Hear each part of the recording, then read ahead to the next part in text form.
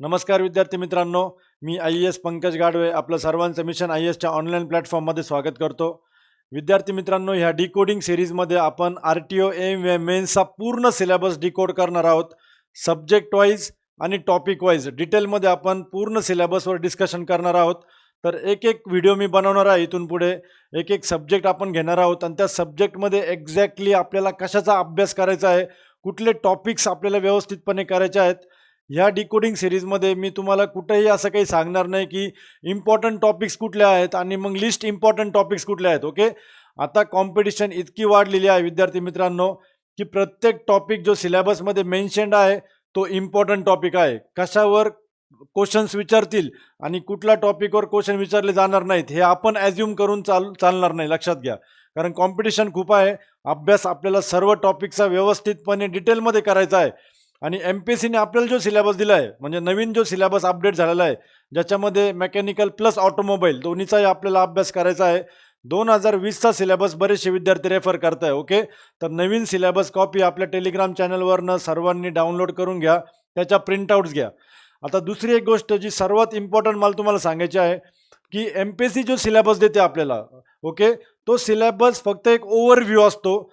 बरेचसे टॉपिक्स आणि बरेचसे सब टॉपिक्स जे सिलेबसमध्ये डायरेक्टली मेन्शन नसतात, परंतु त्याच्यावर क्वेश्चन्स विचारले जातात. लक्षात घ्या, असे बरेचसे सब्जेक्ट्स आहेत आणि सब्जेक्ट्समधले बरेचसे टॉपिक्स आहे विद्यार्थी मित्रांनो जे डायरेक्टली मेन्शन नाही आहे आपल्याला सिलेबसमध्ये, परंतु प्रिव्हियस इयर पेपर्स जर तुम्ही व्यवस्थितपणे रेफर केले, म्हणजे राईट फ्रॉम 1998 पासून तर 2020 पर्यंत जे काही आपले RTO AIM जे पेपर झालेत, त्या पेपर्समध्ये किंवा त्या पेपरला असणारा जो सिलेबस आहे तुम्ही जर तो बघितला तर बरेचसे टॉपिक्स आहेत जे सिलेबसमध्ये डायरेक्टली मेन्शन नसतात. ओके, ते कुठलं तरी टॉपिकच्या अंडर येऊन जातात किंवा मेन्शन पण नसतात, पण क्वेश्चन्स MPSCने विचारलेले. लक्षात घ्या, जसं की थेअरी ऑफ मशीनचं एक सिम्पल आपण उदाहरण घ्यायचं म्हटलं तर गिअर आणि गिअर ट्रेन्स हा टॉपिक मेन्शन नाही आहे सिलेबसमध्ये. 2020च्या सिलेबसमध्ये सुद्धा तो मेन्शन नव्हता, परंतु त्याच्यावर गिअरवर एक क्वेश्चन विचारलेला आहे, गिअर ट्रेन्सवर एक क्वेश्चन विचारलेला आहे. थर्मोडायनॅमिक्सबद्दल म्हटलं तर फक्त सिम्पली म्हटलेलं आहे लॉज ऑफ थर्मोडायनॅमिक्स, परंतु लॉज ऑफ थर्मोडायनॅमिक्समध्ये इतके काही फक्त लॉज नाही, पण त्या लॉजचा जो स्टडी आपण जेव्हा करतो तर त्याच्या आधी एक बॅकग्राऊंड आपल्याला क्रिएट करावं लागतं, ज्याला फंडामेंटल्स आपण म्हणतो किंवा basics of thermodynamics. Heat and work आला त्याच्यामध्ये, वेगवेगळ्या प्रोसेस, सिस्टीम, सराउंडिंग. तर सगळा सिलेबस आपण या डिकोडिंग सिरीजमध्ये पूर्णपणे आपण डिकोड करणार आहोत, डिटेलमध्ये डिस्कशन करणार आहोत, जेणेकरून तुम्हाला एक प्रॉपर रोडमॅप भेटेल की कुठल्या सब्जेक्टला कुठले टॉपिक्स आपल्याला करणं आवश्यक आहे आणि कुठले टॉपिक्स आपल्याला एक्सक्लूड करायचे आहे, म्हणजे ज्या टॉपिक्सवर कधी MPSCने क्वेश्चन्स विचारलेले नाही आणि जे मेन्शनसुद्धा नाही आहे. तर आपण आज पहिला जो सब्जेक्ट आहे, जो 2020चा ज्या सिलेबसनुसार सर्वात हायेस्ट वेटेजचा जो सब्जेक्ट होता, थर्मल इंजिनिअरिंग. ओके, तो वेगवेगळ्या पार्ट्समध्ये तिथं डिवाइड होता, परंतु आपल्या नवीन सिलेबसनुसार थर्मल इंजिनिअरिंग अँड रेफ्रिजरेशन हा एकच सब्जेक्ट त्यांनी केलेला आहे आणि त्याच आपण सब्जेक्टचा आज पूर्ण डिकोडिंग करणार आहोत, डिटेलमध्ये डिस्कशन करणार आहोत की तुम्हाला काय करणं गरजेचं आहे, कुठनं MCQ सॉल्व करणं गरजेचं आहे, काय रेफर करणं गरजेचं आहे, सगळं मी तुम्हाला या व्हिडिओमध्ये क्लॅरिफाय करणार आहे. ओके, तर सुरू करूयात आपल्या डिकोडिंग सिरीजला. पहिला सब्जेक्ट आहे आपला थर्मल इंजिनिअरिंग. सर्व जे आहे डिकोडिंगचा जो सिलेबस आहे करून मी जे बायफर्केशन केलेलं आहे पूर्ण, ते सगळं मी आपल्या टेलिग्राम चॅनलला PDF टाकणार आहे. ओके, तर जे पण विद्यार्थी नवीन आहेत त्या सर्व विद्यार्थ्यांनी आपला मिशन IASचा जो टेलिग्राम चॅनल आहे @मिशन IAS मेकॅनिकल, तर हा टेलिग्राम चॅनल हा व्हिडिओ संपल्यानंतर इमिजिएटली सर्वांनी जॉईन करून घ्या. तुमच्या काही शंका असतील, काही क्वेरीज असेल तर आपल्या अकॅडमीचा नंबर आहे 8070607474, यावर तुम्ही संपर्क केला किंवा व्हॉट्सॲप केला तरी चालेल. परंतु टेलिग्राम चॅनल न विसरता सर्वांना जॉईन करायचं आहे. त्याचं रिझन असं की तिथे तुम्हाला सर्व सिलेबस जो नवीन अपडेटेड सिलेबस आहे RTO AIM मेन्सचा आणि प्रिव्हियस इयर सर्व पेपर्स, म्हणजे 1998 पासून तर 2020 पर्यंत सर्व पेपर्स इथं टेलिग्राम चॅनलला मी अपलोड केलेले आहेत. आणि आता डिकोड केलेला जो सिलेबस असेल प्रॉपरली तो सुद्धा त्याची PDF मी इथं अपलोड करणार आहे. ओके, तर सर्वांनी टेलिग्राम चॅनल जॉईन करून घ्या. ओके, सर्वांना माझ्याबद्दल आयडिया आहेच. UPSC फर्स्ट रँकमध्ये मी क्वालिफाय केली आहे with all India rank of 104, गेटमध्ये ऑल इंडिया रँक 150. मी माझं मास्टर्स कंप्लीट केलं आहे मशीन डिझाईनमधून from IIT Kharagpur. ISRO DRDO बार्कमध्ये माझी निवड झालेली आहे आणि सर्व IITsमध्ये गेट थ्रू माझी निवड झाली होती. त्याच्या व्यतिरिक्त गेट थ्रू 4 PSUजमध्ये माझी निवड झालेली आहे आणि पुणे युनिव्हर्सिटी टॉपर राहिलो मी, लक्षात घ्या. ओके, तर हे क्वालिफिकेशन्स आहे. त्यामुळे टेक्निकल RTO एम मेन्समध्ये तुम्हाला जर कोणी व्यवस्थितपणे प्रिसाइसली आणि टू द पॉईंट कोणी गाईड करू शकतं तर I am the right candidate for that, लक्षात घ्या. ओके, तुम्हाला कुठेही जाण्याची गरज नाही आहे. हे काय रॉकेट सायन्स नाही. RTO मेन्सचा सिलेबस बरेचसे विद्यार्थी ज्यांचा 4, 5, 6 वर्षांचा गॅप पडलेला आहे तर घाबरलेले आहेत किंवा पॅनिकमध्ये आहेत की इतका सर्व गॅप पडलेला आहे तर माझ्याकडनं कव्हर होईल का. हे बघा विद्यार्थी मित्रांनो, जेव्हा तुम्ही नॉन टेकचा सुद्धा जेव्हा तुम्ही अभ्यास चालू केला होता किंवा जे आता नवीन फ्रेशर्स आहेत जे आत्ता जस्ट पासआउट झाले, कुठलीही आपल्याला जी गोष्ट आहे किंवा तुमचा अभ्यास असेल किंवा कुठलीही गोष्ट घ्या XYZ, कुठलेही टास्क चालू करताना तुम्हाला झिरोपासूनच सुरू करावं लागतं, लक्षात घ्या. शून्यापासून जोपर्यंत आपण सुरू करत नाही, जोपर्यंत गोष्टी आपल्या थॉट्समध्ये असतात फक्त, लक्षात घ्या, तोपर्यंत त्या गोष्टीबद्दल आपल्याला पॅनिक वाटतं किंवा आपण घाबरून जातो. परंतु ते थॉट्स जेव्हा आपण ॲक्शनमध्ये उतरवतो, जेव्हा ॲक्च्युअल तुम्ही बुक घ्याल, ॲक्च्युअल तुम्ही व्हिडिओ लेक्चर्स बघायला सुरू कराल, नोट्स रेफर कराल, हळूहळू तुमचा कॉन्फिडन्स बिल्टअप होईल. फर्स्ट रीडिंग, त्यानंतर first revision, second revision, MCQ practice, तर असा तुमचा कॉन्फिडन्स बिल्ड होणार आहे. आत्ता ह्या स्टेजला तुम्हाला पॅनिक वाटणं साहजिक आहे, घाबरून जाणं साहजिक आहे, परंतु वेळ गेलेली नाही आहे. आत्ताही तुम्ही व्यवस्थितपणे RTO मेन्सचा अभ्यास सुरू करू शकता, लक्षात घ्या. ओके, तर त्यासाठी आपली संकल्प 2.0 जी आहे, 500+ RTO संपूर्ण महाराष्ट्रात 2017 आणि 2020ला 500+ RTO अधिकारी घडवणारी महाराष्ट्राची ही नंबर 1 ऑनलाईन बॅच आहे RTO मेन्ससाठी. ओके, संपूर्ण सिलेबस 100% RTO मेन्सचा सिलेबस मी स्वतः कंडक्ट करणार आहे. ओके, इतर कुठल्याही फॅकल्टीवर आपला विश्वास नाही आहे. स्वतः प्रत्येक सब्जेक्ट, प्रत्येक टॉपिक एकदम कन्सेप्च्युअली आणि एक्झामच्या रिक्वायरमेंटनुसार कव्हर केलेला आहे. आत्ता ही बॅच ऑनलाईन लाईव्ह चालू आहे.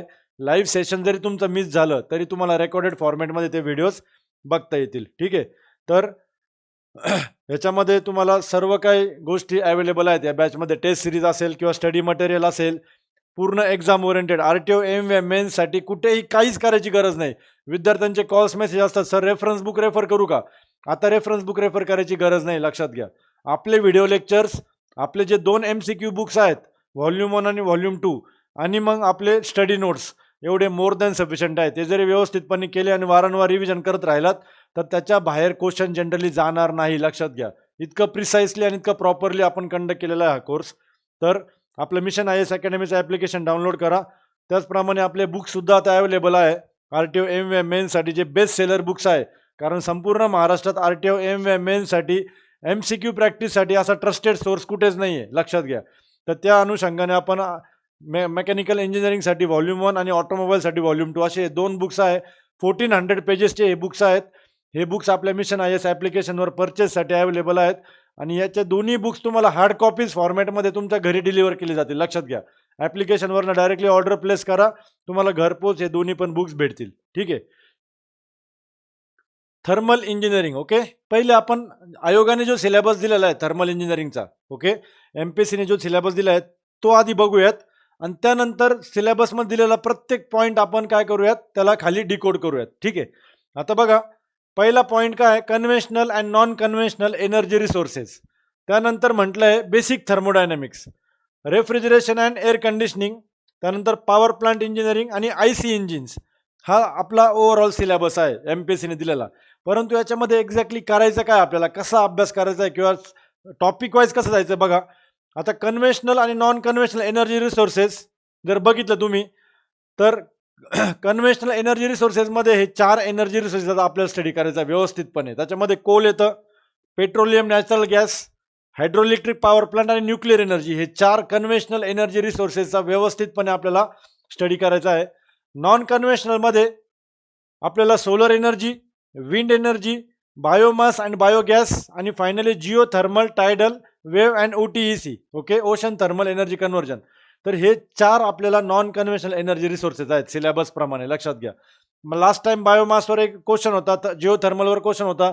ओके, कधी कधी कोलवर, न्यूक्लिअरवर क्वेश्चन विचारतात. न्यूक्लिअर एनर्जी इम्पॉर्टंट आहे. आयसोटोप झालं किंवा न्यूक्लिअर एनर्जीमध्ये न्यूक्लिअर फिजन काय आहे, न्यूक्लिअर फ्युजन काय आहे, छोट्या छोट्या गोष्टी. ओके, युरेनियम, प्लुटोनियम, त्यांचे आयसोटोप्स, मग कुठला आयसोटोप आपल्याला जास्त एनर्जी कन्व्हर्जन करतो किंवा न्यूक्लिअरमध्ये जे रिॲक्टर्स आहे, ओके, वेगवेगळे रिॲक्टर्सचं जे टाईप्स आहेत त्याचा आपल्याला स्टडी आहे. तर हे सगळे क्वेश्चन्स विचारले गेले आहेत, लक्षात घ्या. परंतु एक व्यवस्थित ओव्हरव्ह्यू जर बोलायचं म्हटलं तर कन्व्हेन्शनलमध्ये हे 4 सगळ्यात इम्पॉर्टंट आहे. कोलमध्ये सुद्धा कोलचे वेगवेगळे टाईप्स, लिग्नाईट आलं, बिट्युमिनस आलं, तर त्यानंतर पेट्रोलियम, नॅचरल गॅस, कुठले हायड्रोकार्बन्स, त्यांचा कंटेंट किती आहे, हायड्रोइलेक्ट्रिक पॉवर प्लांटमध्ये कुठले टर्बाईन्स आपण यूज करतो. हायड्रोइलेक्ट्रिकचा स्टडी आपण असंही हायड्रोलिक मशीन्समध्ये करतोच, पण आपल्याला इथे सुद्धा काही काही टॉपिक्स आहेत जे रिपीट होतात. जसं की क्लचेस हा टॉपिक घेतला टॉममध्ये, तर तो टॉममध्ये पण आहे आणि तो ऑटोमोबाईल इंजिनिअरिंगमध्ये पण आहे. त्यामुळं एकदम डिटेलमध्ये सिलेबस स्टडी केलेला आहे व्यवस्थितपणे तुम्हाला सांगण्यासाठी, आणि व्यवस्थित आपण डिकोड करणार आहोत. ओके, तर कन्व्हेन्शनलमध्ये हे 4 आणि नॉन कन्व्हेन्शनलमध्ये हे 4 एनर्जी रिसोर्सेस आपल्याला व्यवस्थितपणे स्टडी करायचे आहेत. आता पुढे बघूयात बेसिक थर्मोडायनॅमिक्स. आता सिम्पली त्यांनी काय म्हटलंय आयोगाने, लॉज ऑफ थर्मोडायनॅमिक्स. पण लॉज स्टडी करण्यासाठी तुम्हाला तुमचे बेसिक्स व्यवस्थित करणं गरजेचं आहे. मग बेसिक्स म्हणजे एक्झॅक्टली काय, की आयडियल गॅस काय असतो, okay, zeroth law of thermodynamics काय आहे, हीट आणि वर्कमधला डिफरन्स काय आहे, हीट अँड वर्क ह्या कुठल्या फॉर्म्स ऑफ एनर्जीज आहे, सिस्टीम काय असते, सराउंडिंग काय असते, बाउंड्री काय असते, ओके, सिस्टीम्सचे वेगवेगळे टाईप्स काय असतात. ओके, तर हे सगळं बघा, system and surroundings, heat and work, आणि हे सगळं क्लिअर केल्यानंतर, कारण बेसिक्सवर सुद्धा क्वेश्चन्स विचारलेले आहेत, हे सगळं झाल्यानंतर मग तुम्ही फर्स्ट लॉ ऑफ थर्मोडायनॅमिक्सचा स्टडी करू शकता. मग फर्स्ट लॉ ऑफ थर्मोडायनॅमिक्सला सुद्धा 3 पार्टमध्ये आपण डिवाइड करतो, की फर्स्ट लॉ ऑफ थर्मोडायनॅमिक्स तुम्ही क्लोज सिस्टीमला कसं अप्लाय कराल, ओपन सिस्टीमला कसं अप्लाय कराल, आयसोलेटेड सिस्टीमला तुम्ही कसं अप्लाय कराल. ओके, तर हे सगळं तुम्हाला फर्स्ट लॉ ऑफमध्ये येतं. फर्स्ट लॉवर क्वेश्चन्स 2 ते 3 क्वेश्चन्स हमखास कंपल्सरी विचारतात. तुम्हाला मी मार्क्स डिस्ट्रीब्युशन नंतर सांगेल. त्यानंतर सेकंड लॉ ऑफ थर्मोडायनॅमिक्स. आता सेकंड लॉ ऑफ थर्मोडायनॅमिक्स म्हटलं तर जनरली आपण त्याच्यामध्ये हीट इंजिनचा स्टडी करतो आणि मग रेफ्रिजरेटर आणि हीट पंप. पण त्याच्यासाठी आपल्याला 2 वेगवेगळे स्टेटमेंटचा स्टडी करावा लागतो. पहिला आहे तुमचं केल्विन प्लांक स्टेटमेंट, ज्या स्टेटमेंटच्या अंडर पूर्ण हीट इंजिनचा अभ्यास आपल्याला करायचा आहे, आणि दुसरा आहे तुमचा क्लॉसियस स्टेटमेंट, ज्याच्या अंडर आपल्याला रेफ्रिजरेटर आणि हीट पंप व्यवस्थितपणे. मग त्याच्यामध्ये तुम्हाला कॅरनोट सायकल पण येते. आता कॅरनोट सायकल डायरेक्टली मेन्शन केलेली नाही आहे सिलेबसमध्ये, परंतु सेकंड लॉ ऑफ थर्मोडायनॅमिक्समध्ये बाय डिफॉल्ट आपल्याला कॅरनोट सायकल करावी लागते. आणि मग जिथं रेफ्रिजरेटर आणि हीट पंपचा अभ्यास येतो तर तिथं तुम्हाला रिव्हर्स कॅरनोट सायकलचा स्टडी करावा लागतो. म्हणजे हे बारीक बारीक टॉपिक्स आहे जे डायरेक्टली मेन्शन नाही आहे, परंतु हे सायकल्स आपल्याला एक्झाममध्ये विचारतात, लक्षात घ्या. ठीक आहे. आणि मग finally properties of pure substances, एक क्वेश्चन विचारतात, सिलेबसमध्ये डायरेक्टली कधीच मेन्शन करत नाही, properties of pure substances. Okay, ज्याच्यामध्ये TS डायग्राम आपल्याला saturated vapour line, saturated liquid line, critical point काय असतो, ट्रिपल पॉईंट ऑफ वॉटर काय आहे, तर हे सगळ्या गोष्टी आपल्याला प्रॉपर्टीज ऑफ प्युअर सबस्टन्सेसमध्ये स्टडी करावा लागतो. तर हे तर झालं तुमचं फक्त थर्मोडायनॅमिक्स, जे तुम्हाला मेन्शन केलं सिलेबसमध्ये, की लॉज ऑफ थर्मोडायनॅमिक्स, रेफ्रिजरेटर आणि हीट पंप असं मेन्शन केलं तुम्हाला. ओके, किंवा मग हीट इंजिन मेन्शन केलंय, तर हे सगळं याच्या अंडर कव्हर होऊन जातं पूर्णपणे व्यवस्थितपणे. ठीक आहे. त्यानंतर पुढे जाऊयात आपण, refrigeration and air conditioning. Okay, आता इथे काय करायचं तुम्हाला, सिलेबस पॉईंट ऑफ व्ह्यूमध्ये काय मेन्शन केलेलं आहे, फक्त व्हेपर कॉम्प्रेशन रेफ्रिजरेशन आणि व्हेपर ॲब्सॉर्प्शन रेफ्रिजरेशन, एवढे 2च टॉपिक मेन्शन केलेले आहे. पण तुम्ही डायरेक्टली व्हेपर कॉम्प्रेशन रेफ्रिजरेशन करायला जर गेलात तर त्याच्या अंडर इतके सारे टॉपिक्स आहेत की त्याच्यामध्ये आपण जर फ्लॅश चॅम्बर यूज केला, त्याचा परफॉर्मन्स पॅरामीटर्स, ते सायकल, ती सायकल, मग त्या सायकलचा परफॉर्मन्स कसा इम्प्रूव्ह करता येईल. ओके, तर रेफ्रिजरेशन एअर कंडिशनिंगमध्ये बघा, व्हेपर कॉम्प्रेशन रेफ्रिजरेशनचा आपल्याला डिटेलमध्ये स्टडी आहे. 2 ते 3 क्वेश्चन्स प्रिव्हियस पॅटर्ननुसार विचारले जायचे, व्हेपर कॉम्प्रेशन रेफ्रिजरेशन. त्यानंतर तुम्हाला डायरेक्टली मेन्शन नाही तुम्हाला सिलेबसमध्ये, पण आपल्याला एअर रेफ्रिजरेशन किंवा गॅस रेफ्रिजरेशन पण एक्झाममध्ये क्वेश्चन्स विचारतात, ज्याला आपण बेल कोलेमन सायकल म्हणतो. ओके, तर ती सायकल सुद्धा आपल्याला स्टडी करणं गरजेचं आहे. आयोगाने जरी मेन्शन केलं नाहीये, परंतु क्वेश्चन्स विचारले गेलेले आहेत, लक्षात घ्या. त्यामुळं सिलेबसवर पूर्ण 100% ट्रस्ट ठेवू नका. जे सिलेबसमध्ये दिले मी तेवढंच करेल, जर हा हट्ट तुम्ही ठेवला तर 100% सिलेक्शन तुमचं राहून जाते, लक्षात घ्या. असे खूप टॉपिक्स आहे, मी प्रत्येक सब्जेक्टचं डिकोडिंग करणार आहे यूट्यूबवर, तुम्हाला सगळे व्हिडिओज अवेलेबल होतील लवकरच. ओके, त्यानंतर व्हेपर ॲब्सॉर्प्शन रेफ्रिजरेशन, ज्याच्यामध्ये वॉटर अमोनिया सिस्टीम आपल्याला फेमस जी व्हेपर ॲब्सॉर्प्शन रेफ्रिजरेशन आहे, किंवा यालाच आपण सोलर रेफ्रिजरेशन सुद्धा म्हणतो, तर त्याचा व्यवस्थित डिटेलमध्ये आपल्याला अभ्यास आहे. त्यानंतर रेफ्रिजरंटचे वेगवेगळे types, saturated hydrocarbons, unsaturated hydrocarbons. Okay, तर आणि त्यांचं डेजिग्नेशन, रेफ्रिजरंटला आपण कसं डेजिग्नेट करतो, ह्याच्यावर क्वेश्चन्स विचारलेले एक्झाममध्ये. ओके, त्यानंतर सायक्रोमेट्री. आता सायक्रोमेट्री प्रिव्हियस सिलेबसमध्ये सुद्धा मेन्शन नव्हता, परंतु क्वेश्चन विचारले जायचे. मग सायक्रोमेट्रीमध्ये काय कशाचा अभ्यास करायचा आपल्याला, तर वेगवेगळ्या प्रॉपर्टीज ज्या आहेत, ड्रायबल टेम्परेचर काय असतो, वेटबल टेम्परेचर काय असतो, डीपीटी काय असतो, स्पेसिफिक ह्युमिडिटी काय असते, रिलेटिव्ह ह्युमिडिटी काय असते, एन्थॅल्पी काय असते, त्याच्यानंतर वेगवेगळ्या एअर कंडिशनिंगच्या ज्या प्रोसेस आहे, ओके, समर एअर कंडिशनिंगमध्ये काय एक्झॅक्टली प्रोसेस होते, विंटर एअर कंडिशनिंगमध्ये काय होतं, त्याच्यानंतर सायक्रोमेट्रिकच्या ज्या प्रोसेस आहेत, sensible heating, sensible cooling, heating with ह्युमिडिफिकेशन, हिटिंग विथ डिह्युमिडिफिकेशन, कूलिंग विथ ह्युमिडिफिकेशन, कूलिंग विथ डिह्युमिडिफिकेशन, ॲडॅबॅटिक ह्युमिडिफिकेशन, तर ह्या सगळ्या गोष्टी सायक्रोमेट्रीमध्ये आहे. आता बघा ह्या गोष्टी मेन्शन केलेल्या नाही आहे. तुम्ही म्हणाल की सर तुम्ही खूप extra previous year paper refer करून बघा, क्वेश्चन्स विचारतात, विचारले गेलेत, लक्षात घ्या. सेन्सिबल हिट फॅक्टरवर लास्ट RTO एम 2020ला सेन्सिबल हिट फॅक्टरवर क्वेश्चन विचारलेला म्हणजे कोणी विचार पण केला नव्हता. त्यावेळेस आपण सिलेबसमध्ये व्यवस्थित कव्हर केला होता मेन्सच्या बॅचमध्ये, त्याच्यावर क्वेश्चन होता. तर असे टॉपिक्स असतात बरेचसे जे डायरेक्टली मेन्शन नाही आहे, परंतु आपल्याला syllabus point of view important आहेत. ओके, आणि हे सगळं आपण आपल्या संकल्प बॅचमध्ये A to Z एकदम प्रॉपरली कन्सेप्च्युअली कव्हर केलं, त्यामुळे पॅनिक व्हायची काही गरज नाही. तर हे झालं तुमचं रेफ्रिजरेशन. आपण आता थर्मल इंजिनिअरिंग बघतोय, त्याच्यामध्ये laws of thermodynamics, basic thermodynamics सगळं बघितलं, रेफ्रिजरेशन एअर कंडिशनिंग बघितलं. ठीक आहे, हे सगळं मी शेवटी समराईज करणार तुमच्यासाठी, आता फक्त ऐकून घ्या. ठीक आहे, आता पुढे येतं तुमचं पॉवर प्लांट इंजिनिअरिंग. तर पॉवर प्लांटमध्ये काय मेन्शन केलं त्यांनी, vapour power cycles, gas power cycles. आता व्हेपर म्हणजे काय, वॉटरला तुम्ही व्हेपरमध्ये कन्वर्ट करता, म्हणजे स्टीममध्ये, म्हणजे रँकाईन सायकलचा स्टडी तुम्हाला करणं गरजेचं आहे. जिथं रँकाईन सायकल आली तिथं तुम्हाला स्टीम टर्बाईन पॉवर प्लांट व्यवस्थितपणे, आणि त्याच्या दोन केसेस, रँकाईन सायकल विथ रिहीटिंग आणि रँकाईन सायकल विथ रिजनरेशन, हे दोन्ही सायकल्स इम्पॉर्टंट आहेत, लक्षात घ्या. ओके, त्यानंतर गॅस पॉवर सायकलमध्ये ब्रेटॉन सायकल म्हणजे गॅस टर्बाईन पॉवर प्लांट, त्याच्यामध्ये 3 वेगवेगळे केसेस आपल्याला स्टडी करायचं आहे. त्याच्यामध्ये प्रेशर रेशोचं रिलेशन आहे, त्याचा एफिशियन्सीचा फॉर्म्युला आहे. आता जितक्या पण आपल्याला थर्मोडायनॅमिक सायकल्स आहेत सिलेबसमध्ये, प्रत्येक सायकलचं आपल्याला डिटेलमध्ये ॲनालिसिस आहे की त्या सायकलमधून कुठली एफिशियन्सी आपण डिराईव्ह करतो, आणि मग त्या सायकलचा परफॉर्मन्स इम्प्रूव्ह करण्यासाठी त्याच्यामध्ये आपल्याला ॲडिशनल काय करता येईल, कुठला वेगळा कॉम्पोनंट ॲड करता येईल, जसं रिहीटिंग, रिजनरेशन, इथं इंटरकुलिंग पण ॲड झालं आहे. तर हे तिन्ही केसेस आहेत आपल्याला गॅस टर्बाईन पॉवर प्लांटमध्ये, दॅट इज रिजनरेशन, इंटरकुलिंग आणि रिहीटिंग. ठीक आहे, तर इथं मी म्हणतानाच काय म्हटलं आहे, बेसिक सायकल अँड ॲनालिसिस फार इम्पॉर्टंट आहे. आणि मग प्रत्येक सायकलमध्ये कुठल्या प्रोसेसेस इन्वॉल्ड आहे, कुठल्या सायकल्समध्ये 2 आयसोबेरिक आहे, 2 आयसोथर्मल आहे, कुठल्या सायकल्समध्ये 2, जसं कॅरनोट सायकल घेतलं तर 2 आयसोथर्मल, 2 रिव्हर्सिबल ॲडॅबॅटिक किंवा आयसेंट्रॉपिक. तर हे पण करणं गरजेचं आहे, याच्यावर सुद्धा क्वेश्चन्स एक्झाममध्ये विचारतात. आणि मग फायनली तुम्हाला एअर कॉम्प्रेसरचा स्टडी करायचा आहे पॉवर प्लांटमध्ये. एअर कॉम्प्रेसर्समध्ये सगळ्यात इम्पॉर्टंट असेल तर रेसिप्रोकेटिंग कॉम्प्रेसर्स, आणि मग सेंट्रीफ्युगल आणि तुमचे ॲक्शियल फ्लो कॉम्प्रेसर. तर रेसिप्रोकेटिंग कॉम्प्रेसरवर जास्त भर असतो त्यांचा, जास्त क्वेश्चन्स विचारले जातात.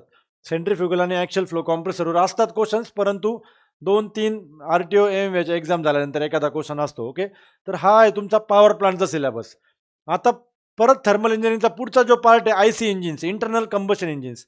आता जुना सिलेबस जर बघितलं तर त्यामध्ये ऑटोमोबाईल इंजिन्स नावाचा डायरेक्टली एक सब्जेक्ट होता. आता ह्याला काय केलं त्यांनी, थर्मल इंजिनिअरिंगचा पार्ट बनवून टाकलं. आता तो जो सिलेबस होता 2020चा, तो खूप वास्ट सिलेबस होता. त्याच्यामध्ये तुम्हाला सुपर चार्जिंग होतं, त्याच्यामध्ये तुम्हाला इमिशन कंट्रोल आणि ते सगळं होतं. एअर स्टँडर्ड सायकल होत्या, ऑटो डिझेल ड्युएल, कंबशन चेंबरचे वेगवेगळे शेप्स, त्याचे टाईप्स. ठीक आहे, आता ते सिलेबसमध्ये नाही. आता IC इंजिनचा सिलेबस खूप प्रिसाईज आहे. फक्त एअर स्टँडर्ड सायकल्सचा आपल्याला स्टडी करायचा आहे. पण एअर स्टँडर्ड सायकलचा स्टडी करत असताना आपल्याला इनिशियली 2 स्ट्रोक इंजिन काय असतं, 4 स्ट्रोक इंजिन काय असतं, SI इंजिन काय असतं, CI इंजिन काय असतं, त्यांचं डिस्टिंग्विश काय डिफरन्स आहे, ओके, हे करणं गरजेचं आहे. तर बघा, कन्स्ट्रक्शनल फीचर्स आपण पूर्ण स्टडी करणार आहोत त्याच्यामध्ये.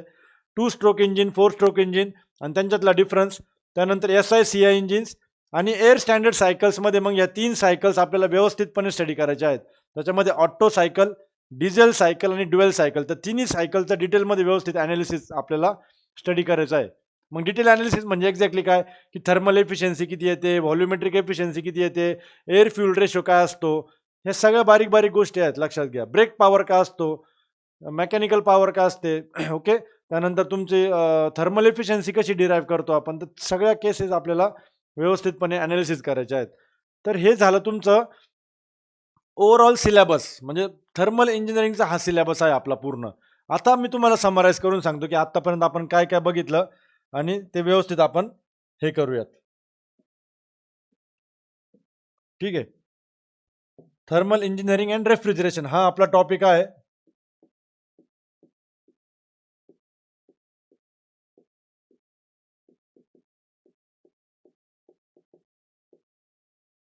Thermal engineering and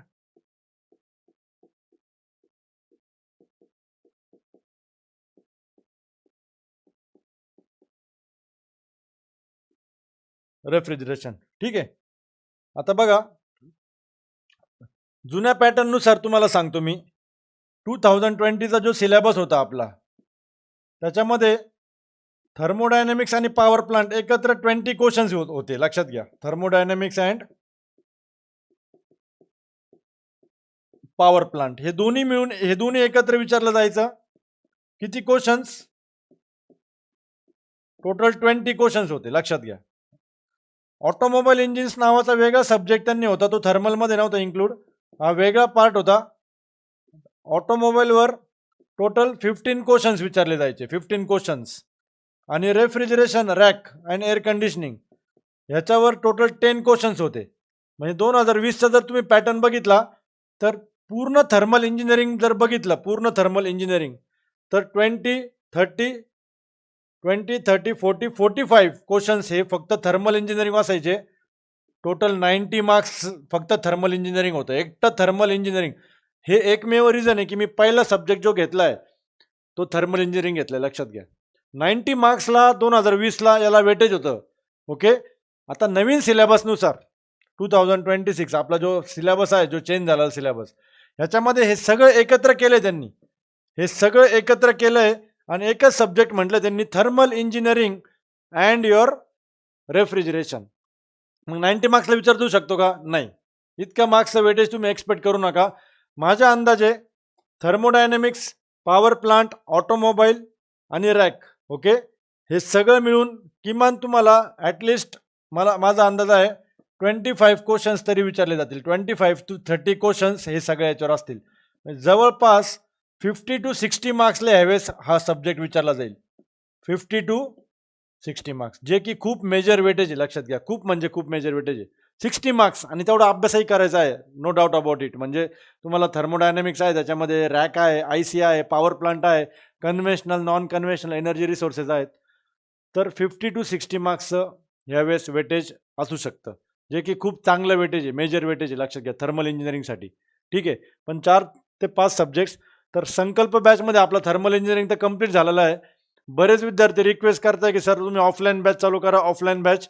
offline batch आपली प्रिलिम्स नंतर सुरू होणार आहे, विदिन 4 to 5 days. लक्षात घ्या, ऑफलाईन बॅच आपली प्रिलिम्स नंतर पुणे लोकेशनला असेल. ओके. तो ऑल टुगेदर एक वेगळा एक्सपिरियन्स असेल.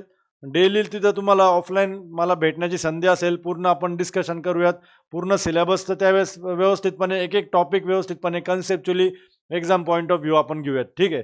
परंतु ती प्री नंतर राहील. आत्ता तुम्ही जर तयारी करत असाल, ज्यांचा प्रीचा अभ्यास व्यवस्थित झालेला आहे, ओके, ज्यांना आत्तापासून मेन्सची तयारी करायची, तर आत्ता ऑनलाईन बॅच तुम्ही जॉईन करून घ्या. लक्षात घ्या, स्वतःचं नुकसान करू नका. ऑफलाईन बॅच आणि ऑनलाईनमध्ये फरक काही नसणार आहे, टीचिंगमध्ये किंवा कन्सेप्ट्समध्ये, की ऑफलाईनला वेगळं शिकवलं, ऑनलाईनला सेमच असणार आहे.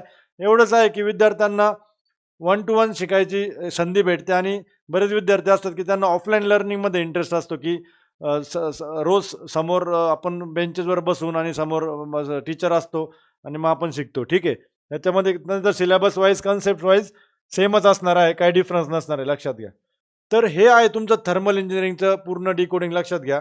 आता ह्याच्यामध्ये इम्पॉर्टंट टॉपिक्स कुठले आणि काय हे मी डिस्कस करणार नाही. त्याचं रिझन काय, सगळं इम्पॉर्टंट आहे जे मी या व्हिडिओमध्ये डिस्कस केलं आहे. A to Z topic important आहे. कशावर क्वेश्चन विचारतील वी डोंट नो, आपण ॲज्युम नाही करू शकत. कारण की कॉम्पिटिशन एवढी आहे भयानक. मेन्सची तयारी करणारे इतके विद्यार्थी आहेत, इव्हन म्हणजे इनफॅक्ट RTO AIMVAची तयारी करणारे, सिरियसली तयारी करणारे एवढ्या वर्षांनंतर जाहिरात आली आहे. त्यामुळं विद्यार्थ्यांची संख्या, सिरियसली तयारी करणाऱ्यांची खूप आहे. लक्षात घ्या. त्यामुळे कॉम्पिटिशनला बघता कुठला टॉपिक इम्पॉर्टंट आणि कुठला लिस्ट इम्पॉर्टंट हे आपण आता डिसाईड करायचं नाही. आपल्याला पूर्ण सिलेबस कव्हरेज पाहिजे, पूर्ण अभ्यास व्यवस्थित करायचा आहे, MCQ सॉल्विंग करायचं आहे, रिव्हिजन्स करायचं आहे, जेणेकरून आपल्याला मॅक्झिमम त्या ठिकाणी मार्क्स मिळवता येतील. लक्षात घ्या, मेन्समध्ये. आणि कट ऑफचा विचार करू नका. कट ऑफ लगेच इमिजिएटली आपल्याला सांगता येत नाही, पेपरच्या डिफिकल्टी लेवलवर डिपेंड करतो. तुम्हाला यूट्यूबवर इकडे तिकडे भरपूर असे महारथी भेटतील पण विदूषक लोक, की लगेच आता एक्झाम होण्याच्या आधीच कट ऑफ सांगायला लागलेत. लक्षात घ्या. ओके, इग्नोर करा अशा मूर्ख लोकांना. फक्त आपला आपला अभ्यासावर फोकस ठेवा पूर्णपणे. आणि जे काही तुम्हाला मी डिकोड करून दिलेलं आहे प्रत्येक सब्जेक्ट वाईज, आज थर्मल इंजिनिअरिंग रेफ्रिजरेशन आपण केलंय पूर्ण डिकोड.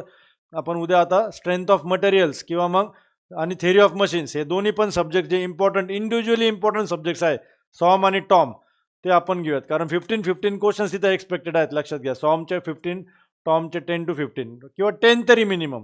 ते दोन्ही मिळून जर बघितलं तर 40-50 मार्क्सला विचारले जाऊ शकतात. लक्षात घ्या. त्यामुळे त्याचं डिकोडिंग आपण उद्या करूयात. तर थर्मल इंजिनिअरिंगचं आता तुमचं क्लॅरिफाय झालेलं आहे. तर ही जी PDF आहे, ही टेलिग्राम चॅनलला मी शेअर करेल की एक्झॅक्टली कशाचा तुम्हाला अभ्यास करायचा आहे थर्मल इंजिनिअरिंग आणि रेफ्रिजरेशनमध्ये, आणि किती मार्क्सचं त्या ठिकाणी वेटेज असू शकतं. ओके, सगळं डिस्कस केलं आहे. ओके, गुलाल यावेळेस आपलाच असणार आहे. हे वारंवार मी सांगत आलो आहे. डे 1 पासून मी तुम्हाला सांगतोय. RTO मेन्समध्ये कुणीही आपला हात धरू शकत नाही. ओके, आपले डेमो लेक्चर्स यूट्यूबला अवेलेबल आहेत. मिशन IASच्या ॲप्लिकेशनवर डेमो बॅच आपण लॉन्च केलेली आहे. डेमो बॅच कुणीही लॉन्च केलेली नाही. संपूर्ण महाराष्ट्रात तुम्ही सगळ्यांचे ॲप्लिकेशन्स डाउनलोड करा. कुणीही डेमो बॅच लॉन्च केलेली नाही आहे. कारण की डेमो बॅच जर लॉन्च केली तर इमिजिएटली तुमची क्वालिटी काय होऊन जाते, इमिजिएटली तुमची टीचिंग क्वालिटी जी आहे ती एक्सपोज होऊन जाते. ओके, तेवढी धमक आपल्यामध्ये आहे म्हणून आपण डेमो बॅच लॉन्च केली आहे.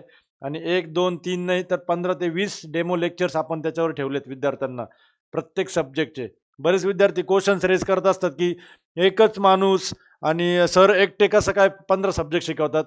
गेट थ्रू प्रत्येक IITला मला आहे ना वेगवेगळ्या ब्रांचेस भेटलेल्या आहेत. प्रत्येक IITचा इंटरव्ह्यू मी क्रॅक केला आहे. प्रत्येक सब्जेक्टवर इक्वली इतका जबरदस्त होल्ड आहे माझा. जरी माझं M.Tech मशीन डिझाईनमध्ये झालं आहे, पण माझं स्ट्रेंथ किंवा माझा जो इंटरेस्ट राहिला आहे नेहमी, that was always thermal engineering. त्यामुळे थर्मलमध्ये आपण पूर्ण त्याच्यावर होल्ड आहे. मशीन डिझाईनमध्ये M.Tech झाल्यामुळं सॉम, टॉम, मशीन डिझाईनचा सिलेबसचा पार्ट नाही आहे थोडा, पण सॉम, टॉम आणि त्याच्या रिलेटेड इव्हन प्रोडक्शन इंजिनिअरिंग आणि ऑटोमोबाईल इंजिनिअरिंग जबरदस्त होल्ड आहे. त्याबद्दल तुम्ही निश्चिंत राहा. वेगवेगळ्या सब्जेक्टचे सगळे डेमोज आपल्या यूट्यूबला आणि आपल्या मिशन IASच्या ॲप्लिकेशनवर अवेलेबल आहेत. डिस्क्रिप्शनमध्ये आपल्या ॲप्लिकेशनची लिंक आहे. तिथनं ॲप्लिकेशन कंपल्सरी सर्वांनी हे करा. ओके, तर गुलाल आपलाच असणार आहे. सगळे RTO अधिकारी 400+ RTO अधिकारी घडवायचे आपल्याला यावेळेस आपलं ड्रीम आहे. आणि रँक 1ला मी बोललोय पहिलेच आपण डिक्लेअर केलेले आहे.